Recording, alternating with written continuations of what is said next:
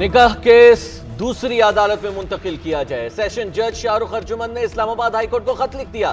तहरीर किया कि खबर मानिका ने मुझ पर अदम इत्मीनान का इजहार किया है। अदम इत्मीनान के इजहार के बाद अपीलों पर फैसला सुनाना दुरुस्त नहीं होगा। खबर मानिका और उनके वकला ने हमेशा समाअत में खलल डालने की कोशिश की। अपीलों को दीगर किसी अदालत में ट्रांसफर करने की दरखास्त है। दौरान समाअत खबर मानिका जज्बाती हो गए, बोले कसम खाता हूँ बच्चों को पहले निकाह का मालूम नहीं था। जब बच्चों को बताया तो मुझे तलाक हो गई है तो वो बहुत रोए। मेरी माँ दुख से वफात पा गई। बानी पीटीआई ने बच्चों को धोखा दिया, फसाद के अलावा कुछ नहीं किया।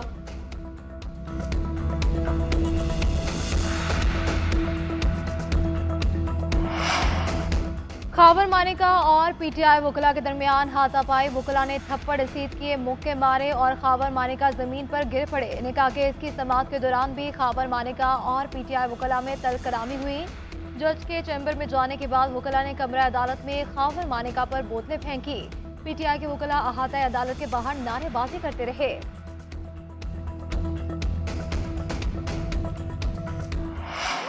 बड़ी गैर अखलाकी गुफ्तगू कोर्ट के अंदर की है। आखिर में जज साहब पे प्रेशर डाला गया। जज साहब को कहा गया कि ये केस आप ना सुने, इसलिए आज जज साहब ने ये ऑर्डर किया है कि मैं हाई कोर्ट को लेटर लिखता हूँ। आज ही लेटर जाएगा, हाई कोर्ट फैसला करेगी कि ये केस दोबारा मैंने सुनना है या किसी और जज ने सुनना है।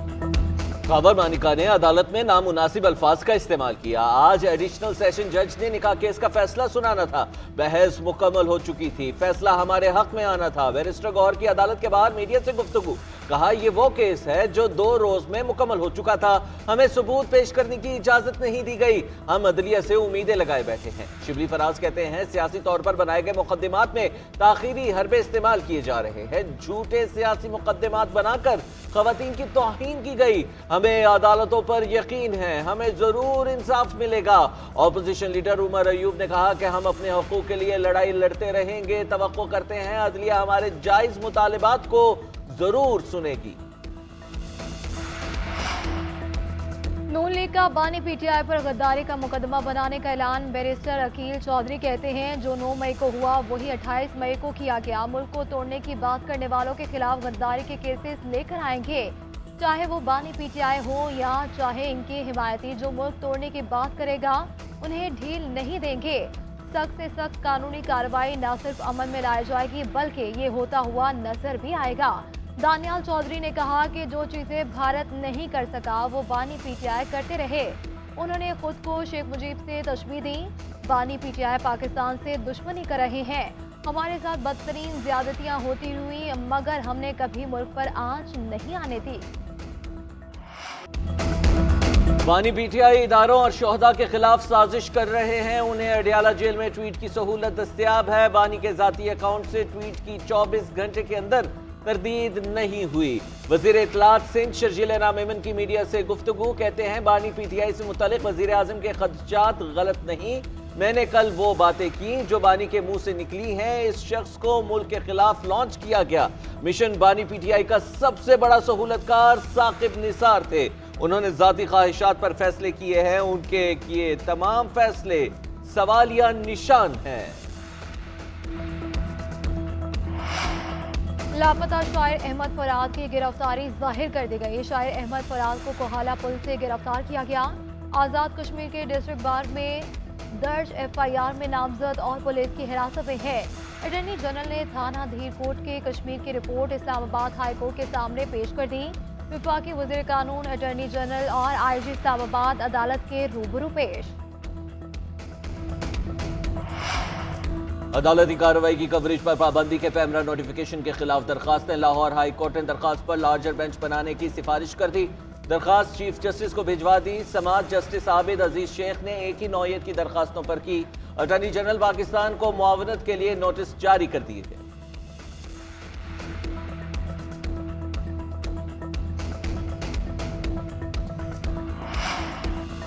वज़ीर-ए-आज़म शहबाज शरीफ और पार्टी सदर नवाज शरीफ की ज़ेरे सदारत बजट पर मुशावरती इजलास हुआ। मरियम नवाज, इसहाक डार समेत दीगर वज़रा की शिरकत।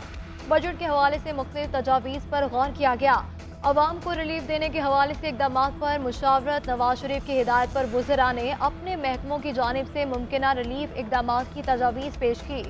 नवाज शरीफ सियासी और इंतजामी तजर्बे की बुनियाद पर हिदायत जारी करेंगे। SIFC की काविशें रंग लाने लगी। रवा माली साल तरसीलात ज़र, बरामदात, गैर मुल्की सरमायाकारी में इजाफा, ज़र मुबादला ज़खायर, FPR महसूलात, नॉन टैक्स आमदन भी बढ़ गई। वजारत खजाना की रिपोर्ट के मुताबिक तरसीलात ज़र में गुज़िश्ता माली साल के मुकाबले में 3.5% का इजाफा रिकॉर्ड किया गया। बैरूनी सरमायाकारी में 93% का इजाफा हुआ। ज़र मुबादला के ज़खायर 10 माह में $5 अरब बढ़ गए। एक साल में रुपए की कदर 9 रुपए बढ़ी। महंगाई भी 28 से कम होकर 26% पर आ गई।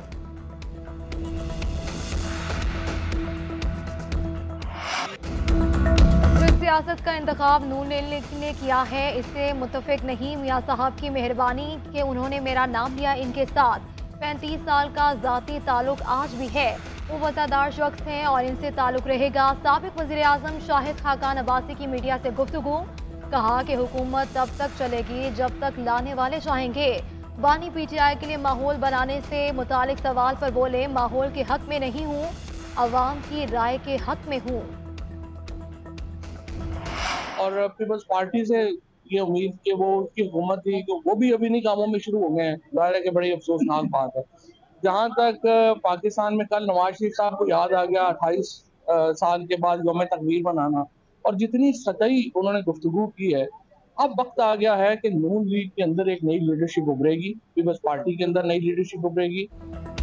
इद्दत में निकाह के केस को ताखीर का शिकार किया जा रहा है। पीपल्स पार्टी से इस तरह की उम्मीद नहीं थी कि उनका साथ देगी। साबिक वफाकी वजीर फवाद चौधरी की सहाफियों से गुफ्तगू, कहते हैं कल नवाज शरीफ ने सतही गुफ्तगू की। वक्त आ गया है कि पीपल्स पार्टी और नून लीग में नई लीडरशिप आए। नवाज शरीफ और जरदारी की सियासी सांसें खत्म हो चुकी हैं। मुल्क के मैदानी इलाके शदीद गर्मी के लपेट में हैं। सिबी सबसे ज्यादा गर्म इलाका, दर्जा हरारत 49 डिग्री सेंटीग्रेड रिकॉर्ड किया गया। मोहनजोदड़ो, दादू, नवाबशाह और सखर में 48 तक जा पहुंचा। रहीम यार खान में 47 और लाहौर में पारा 46 तक जा पहुंचा। मुल्तान में 45 और डेरा गाजी खान में 44 रिकॉर्ड किया गया। महकमा मौसमियात के मुताबिक अगले 2 रोज़ के दौरान मुल्क के जनूबी इलाके शदीद गर्मी की लपेट में रहेंगे। बास मकामात पर आंधी और झक्कड़ चलने का इम्कान है। गिलगित बल्तिस्तान में चंद मकामात पर तेज हवाओं और गरज चमक के साथ बारिश का इम्कान है।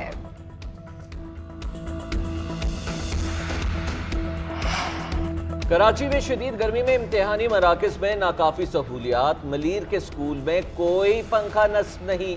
गर्मी की शिद्दत में तालिबा और एक तालिब इल्म बेहोश हो गए। महकमा मौसमियात के मुताबिक शहर में आज से 1 जून के दौरान हीट वेव का खदशा है। आइंदा 3 रोज के दौरान दर्जा हरारत 42 से 44 डिग्री तक जाने का इम्कान है। चीफ मेट्रोलॉजिस्ट सरदार सरफराज का कहना है कि कराची समेत सिंध भर में बारिश का कोई इम्कान नहीं। 1 जून के बाद कराची समेत सिंध के दीगर अजला के दर्जा हरारत में कमी आएगी। पतोकी में खसरा से बच्चों की अमवात, वज़ीर आला पंजाब का नोटिस। सेक्रेटरी सेहत से रिपोर्ट तलब कर ली। वज़ीर सेहत और महकमा सेहत के हुकाम को फौरी पतोकी पहुँचने की हिदायत कर दी। बच्चों को इलाज की बेहतरीन सहूलियात फराहम करने की भी हिदायत कर दी। मरियम नवाज का कहना था कि महकमा सेहत की कोताही और नाअहली की वजह से मासूम जानें ज़ाया हुई है। जिम्मेदारों का तयन करके करार वाक़ई सजा दी जाएगी।